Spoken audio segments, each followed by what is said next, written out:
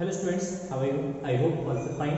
Student, today we are going to discuss a new topic of chapter rotational motions, that is momentum conservation.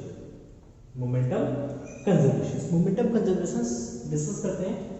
So now let us suppose we have an n particle systems. N particle system.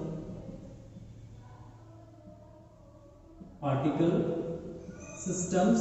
Let us suppose we have an n particle system and masses of n particles is given as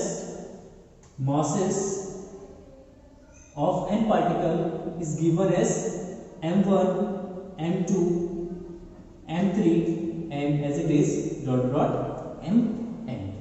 And let us suppose the forces are act upon this masses, or we can say these particles. Then we have given as forces on these particles, that is F1 and F2 and F3 and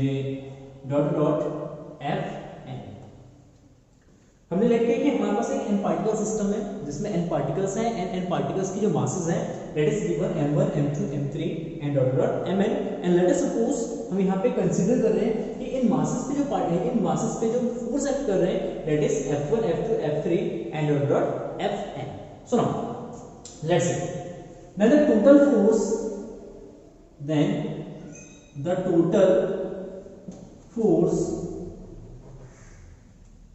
on the system that is F total is equal to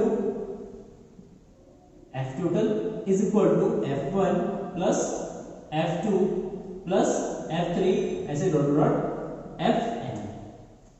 F1 plus F2 plus F3 Fn. Let us consider the total net force on the system is equal to 0. So now let कि F total जो force system पे work कर रहा है that is 0. Then F total is equal to 0. Then we can write that F1 plus F2 plus F3 plus Fn is equal to 0 because कि total net force system पे कितना है 0 है. It means इसका जो सम होगा वो किसके इक्वल हो जाएगा 0 के इक्वल. बहुत बढ़िया. So now according to Newton second law but we know that F is equal to क्या होता है ma. F is equal to ma.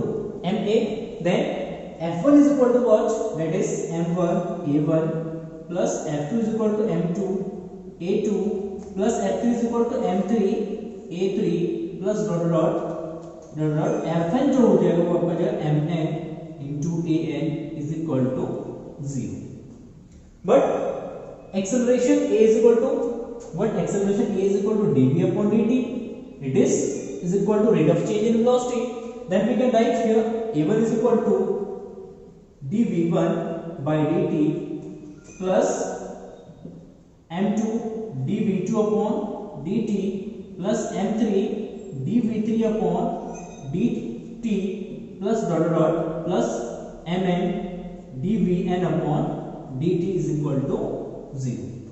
So now we can write here this equation in this form, that is d upon dt m1 v1 plus d upon dt m2 v2 plus d upon dt m3 v3 plus d upon dt mn vn is equal to 0. So now d upon dt इसमें से हम common ले सकते हैं. then we can write here d upon dt m1 v1 plus m2 v2 plus m3 v3 plus mn vn is equal to 0. So now here m1 v1 plus m2 v2 plus m3 v3 plus mn vn is what? It is equal to momentum of each particle. Then we can write here d upon dt and p1 plus p2 plus P3 plus dot dot Pn is equal to 0. Is equal to 0. So now P1 plus P2 plus P3 plus dot dot dot Pn is what? It is the total momentum of the system. It is the total momentum of the system. Then we can write here that d upon dt, और इसकी जगह हम लिख देंगे total momentum P total is equal to 0.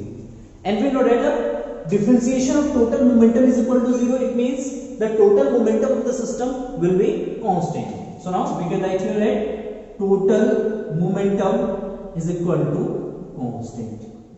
So this is the principle of conservation of momentum. तो principle of conservation of momentum क्या है कि किसी सिस्टम पे अगर हम नेट फोर्स 0 अप्लाई करते हैं या किसी भी सिस्टम पे अगर एक्सटर्नल फोर्स हम अप्लाई नहीं कर रहे हैं, इट मींस उस सिस्टम का टोटल जो मोमेंटम होगा वो आपका कंजर्व होगा. So now you can see here that the F total force of the system is equal to 0. If F total force of the system is equal to 0, then the total momentum of the systems will be constant. ठीक है, तो system का total momentum क्या होगा आपका? Constant है. This is the known as the law of conservation of moment. So now next, the total momentum of the system, or we can say the total momentum of the system as a center of mass or in the form of center of mass. तो center of mass के form में total momentum के फॉर्मूले को drive करते हैं. So now let's take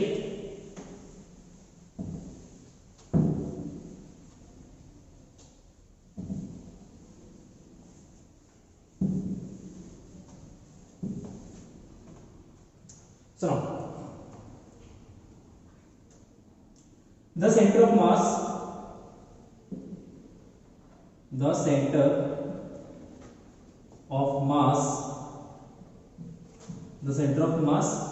of n particle system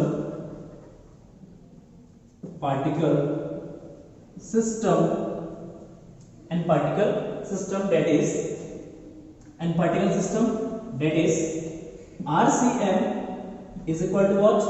RCM is equal to M1 R1 plus M2 R2 plus M3 R3 plus dot dot plus Mn Rn divided by M1 plus M2 plus M3 plus dot dot Mn, that is the total mass of the system, and that is capital M. Capital M is the total mass of the system and it is equal to M1 plus M2 plus M3 plus Mn. Is it clear? Then now the differentiate this equation with respect to t. Then differentiate with respect to t. Differentiate करेंगे इसको t के respect में. Then we get d upon dt RCM is equal to 1 by m is a constant. Then differentiation of M1 R1 plus differentiation of M2 R2 and plus dot dot differentiation of Mn Rn. Each terms को हम क्या करेंगे, यहाँ पे differentiate करेंगे with respect to t. Then we get that is 1 by m and m1 is constant, mass constant है, radius change होगा या position vector change होगा. This is the position vector. इसको वेक्टर के फॉर्म में लिखना. This is the position vector.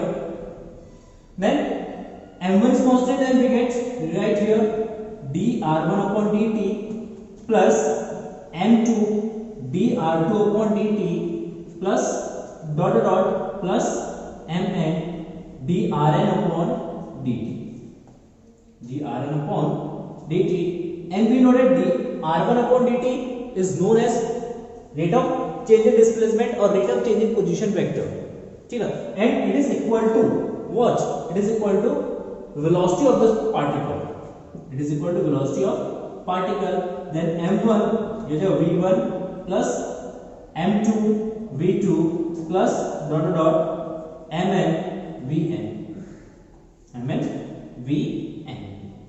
and d upon dt RCM is known as velocity of center of mass. Velocity of center of mass, that is equal to VCM. Okay.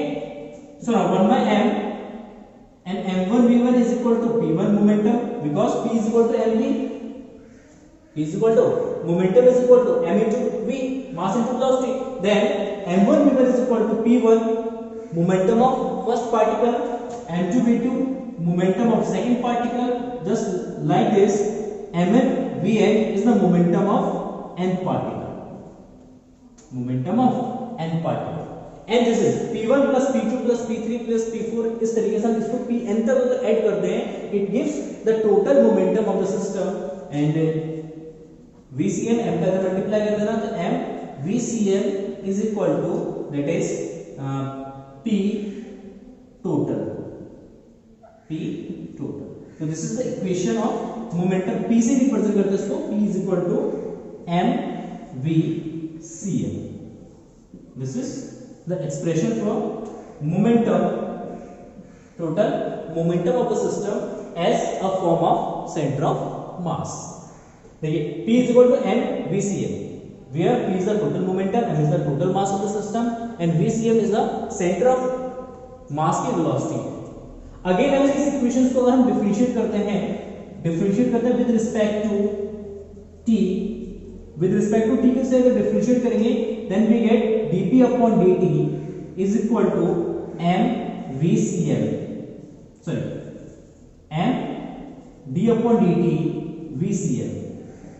d upon dt VCM is known as rate of change in velocity, and rate of change in velocity is equal to acceleration, and rate of change in momentum according to Newton's second law we know that dp upon dt is equal to what? Force.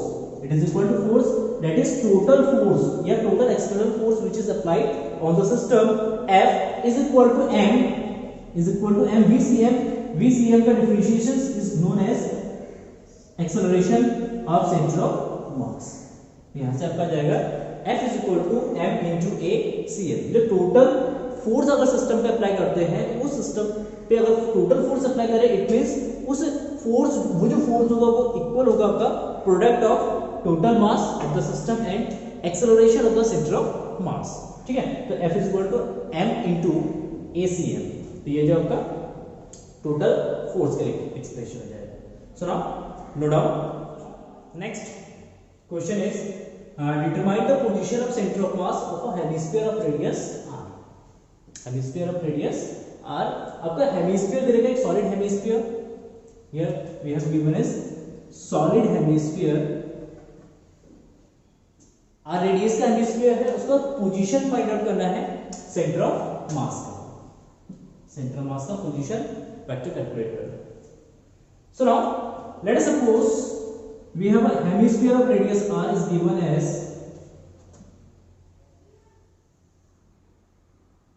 like this.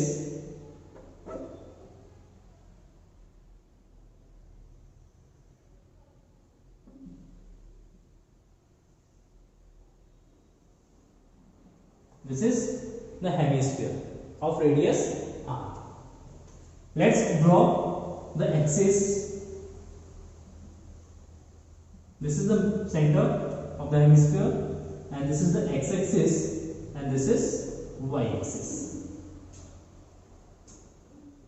So now ये जो hemisphere है radius r का, इसका centre of mass calculate करना है. तो इसका centre of मास जो है वो आपका y एक्सिस पे लाई करेगा, x एक्सिस पे लाई नहीं करेगा. And we know that near about कहीं इस पॉइंट पे लाई करना है. लेट अस सपोज ये सेंटर ऑफ मास है, इस सेंटर ऑफ मास का पोजीशन निकालना है, डिटरमाइन करना है. सो नाउ हाउ, किस तरीके से कैलकुलेट करेंगे इसको कैलकुलेट करने के लिए, इसको डिटरमाइन करने के लिए हमें देखो ये एक सॉलिड हेमिस्फीयर, सॉलिड हेमिस्फीयर है. सो इस सॉलिड हेमिस्फीयर को क्या कर सकते हैं, पीसेस में ब्रेक कर सकते हैं. जब भी रेगुलर मास सिस्टम होगा उसके लिए आपको क्या करना है, सेंटर ऑफ मास कैलकुलेट करना है. तो उस सिस्टम को, उस रेगुलर सिस्टम्स को क्या करेंगे, पीसेस में ब्रेक करेंगे. तो इसको भी पीसेस में क्या कर सकते हैं, ब्रेक कर सकते हैं. जब इसके पीसेस करेंगे तो इसके पीसेस जो होगा वो बेसिकली आपका क्या होगा, एक डिस्क के फॉर्म शेप का होगा. एक पीस किस शेप का होगा, एक डिस्क के शेप का होगा. Are you getting to my point? मतलब जैसे सिंपली ये लीजिए आपका, जैसे आप किसी भी चीज को कट करते हैं, जैसे एप्पल है, एप्पल को अगर पीसेस में स्लाइस में कट करेंगे तो एक स्लाइस जो है वो क्या होगा, एक डिस्क के शेप का होगा। तो सिंपली यहाँ पे जब इस हेमिस्फीयर को कट करेंगे तो इसको छोटे छोटे डिस्क के फॉर्म में क्या कर सकते हैं, कट कर सकते हैं। तो let us suppose we have a disc, इसका ओनली आपका टॉप व्यू दिखेगा, डिस्क का केवल क्या दिखेगा, आपका टॉप व्यू दिखेगा ये, ठीक है। This is the top view of the disc, this is a disc. इसको डिस्क में कट करेंगे तो डिस्क है जिसकी थिकनेस है dy और जो रेडियस है वो आपका x है, radius of this is x। Let us suppose the distance of the disc from the centre, that is y, and this is the radius of the sphere, that is r। Clear? मतलब हमने क्या करा है, इसके centre से y distance पे जाके एक छोटा सा डिस्क ले लिया जिसकी थिकनेस dy है एंड रेडियस आपका x है। So now we have to calculate the centre of mass. Then हमें सबसे पहले हमें इस डिस्क का मास कैलकुलेट करना होगा, जो हमने एक डिस्क कंसीडर किया है। इस डिस्क का मास कैलकुलेट करेंगे तो इस डिस्क का मास कैलकुलेट करेंगे सबसे पहले हमें यूनिट वॉल्यूम का मास कैलकुलेट करना होगा इस सिस्टम का, ठीक है। So now the mass density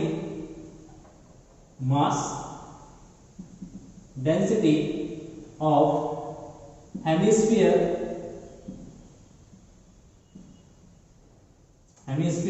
that is rho, इसको rho से रिप्रेजेंट करेंगे and rho is equal to total mass of the hemisphere divided by total volume of the hemisphere, total mass upon total volume।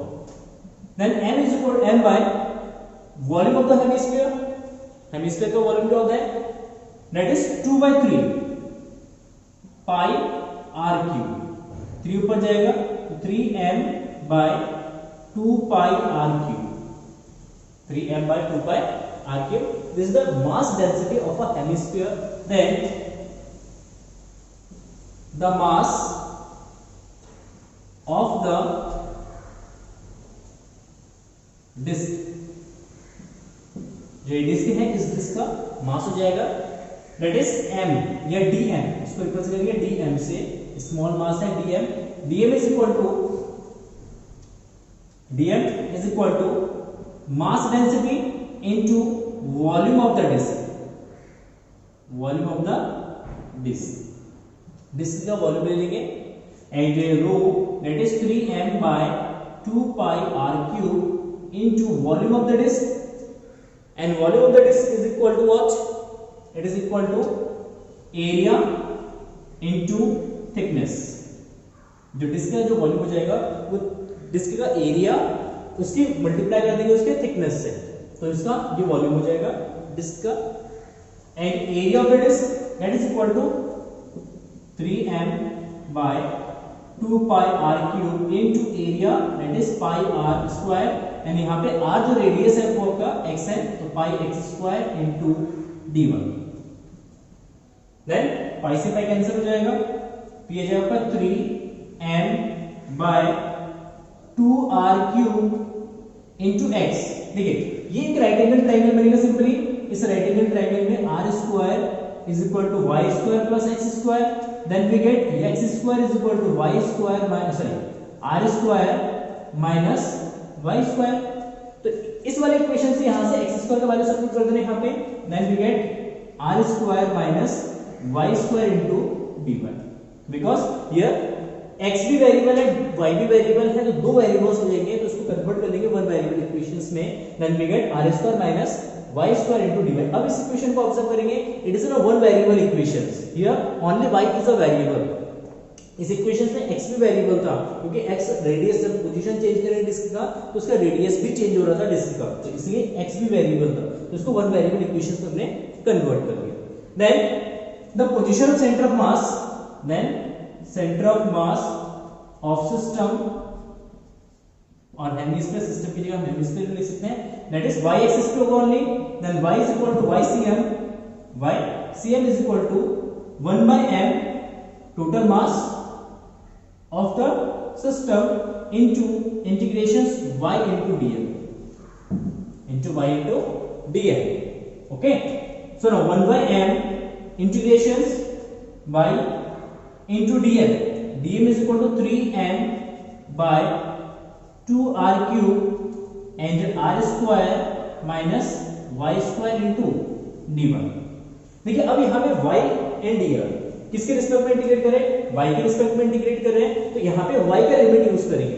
देखिए ये जो disc है, इस disc को हम इस पोर्शन में भी ले सकते थे, यहाँ पे अगर इस पॉइंट पे लेते तो y इक्वल टू 0। इस डिस्क को हम यहाँ पे भी ले सकते हैं, तो टॉप पे अगर टॉप पे लेते तो यहाँ पे y इक्वल टू क्या था, r, y किसके इक्वल हो जाता r। तो यहाँ पे लिमिट इंट्रोड्यूस करेंगे, y इक्वल टू 0 से y इक्वल टू r तक इसको इंट्रोड्यूस करेंगे लिमिट। देन यहाँ पे 0 टू r, 0 टू r। देखिए m से m कैंसिल हो जाएगा, यहाँ पे आपको बचेगा सिंपली 3/2r क्यूब। देखिए 3/2r क्यूब कांस्टेंट, इसको बाहर ले लेंगे, y का अंदर मल्टीप्लाई करेंगे, then we get 0 to r, then ये हो जाएगा आपका y r square minus y की y स्क्वायर से मल्टीप्लाई करेंगे, that is y cube into dy, into dy। Okay, so now let's see 3/2r cube, and इसको integrate करेंगे, r square से कांस्टेंट, तो r square as it is रहेगा। y का integration हम यहाँ पे फॉर्मूला यूज करेंगे, इंटीग्रेशन x की power n of dx is equal to x की power n plus 1 divided by n plus 1। तो इसकी पावर 1 है, तो पावर 1 प्लस 1 हो जाएगा, that is y square by 2 minus y की पावर 3 पावर 1 ऐड करेंगे, तो इट मींस y की पावर 4 बाय 4 हो जाएगा। एंड यहाँ पे हम लिमिट यूज करेंगे r टू 0, ये आपका लिमिट हो जाएगा। So now no doubt. देखिए अब इसको सॉल्व करते हैं, तो इसको सॉल्व करके आप निकाल सकते हैं position of the centre of mass of the disc. तो जस्ट सिंपली यहाँ पे यूज करेंगे 3/2r क्यूब। देखिए r square as it is, यहाँ पे अगर हम लिमिट सब्स्टिट्यूट करेंगे तो r स्क्वायर बाय 2। देखिए y की जगह हम लिमिट यूज करेंगे r स्क्वायर 0 यूज करेंगे तो 0 हो जाएगा, माइनस का 1/4 as it is, and y की जगह r सब्स्टिट्यूट करेंगे, देन r की पावर 4 माइनस y की जगह 0 सब्स्टिट्यूट करेंगे, तो ये जाएगा आपका 0, ये जाएगा 0। Then we get 3/2r cube, r square into r square, r की पावर 4/2 माइनस r की पावर 4/4, r की पावर 4/4। एंड इसको अगर सॉल्व करते हैं तो इसका एलसीएम में जाएगा आपका, LCM is equal to 4 and 2 से इसको डिवाइड करेंगे तो 2 आएगा, तो 2r की पावर 4 माइनस r की पावर 4। देखिए इसके से मल्टीप्लाई करेंगे 8, तो 3/8 r स्क्वायर इनटू इसमें से इसको सब्ट्रैक्ट करेंगे, देन वी गेट r की पावर 4, इसे इसको डिवाइड करेंगे, then we get r, that is equal to 3r/8, that is ycm। तो ycm ऑफ हेमिस्फीयर, मतलब हेमिस्फीयर का सेंटर ऑफ मास होगा, इसका कोऑर्डिनेट हो जाएगा सेंटर ऑफ मास। ठीक है, y कोऑर्डिनेट 0 हो जाएगा, सॉरी x कोऑर्डिनेट 0 हो जाएगा, y कोऑर्डिनेट इसका 3r/8 है, एंड z कोऑर्डिनेट भी अगेन इसका 0 हो जाएगा। तो दिस इज द पोजीशन, और we can say the coordinate of the centre of mass 0, 3r/8 and 0। अगर हेमिस्फीयर को x एक्सिस के अलाउंग लेते हैं तो x एक्सिस का वैल्यू हो जाता है, xcm का वैल्यू हो जाता है, y 0 हो जाता है, z 0 हो जाता है। z एक्सिस के अलाउंग लेते हैं तो z का वैल्यू हो जाता है, बाकी x एंड y 0 हो जाता है। ठीक है, तो this is again a beautiful question. तो इस क्वेश्चन को आप प्रैक्टिस जरूर करिएगा। ठीक, and thank you for watching this video. Have a nice day, bye bye.